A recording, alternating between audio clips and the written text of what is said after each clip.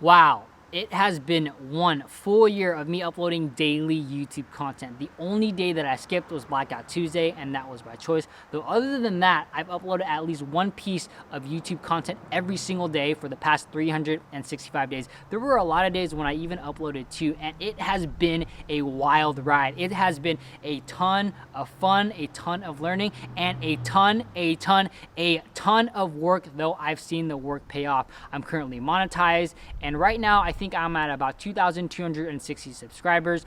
And a year ago, I asked myself, what's the one thing that I can really do to grow my YouTube channel? And the answer that I came up with was daily videos. And I really wanted to give this a fair shot, so I wanted to do it for at least 1 year. And I will be making a separate video sometime next week to really do this journey justice, the pros, the cons, the ups, the downs, and my overall thought of this past year. Though today I really just want to get this video out there to say thank you.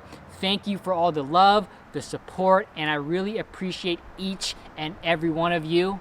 Thank you.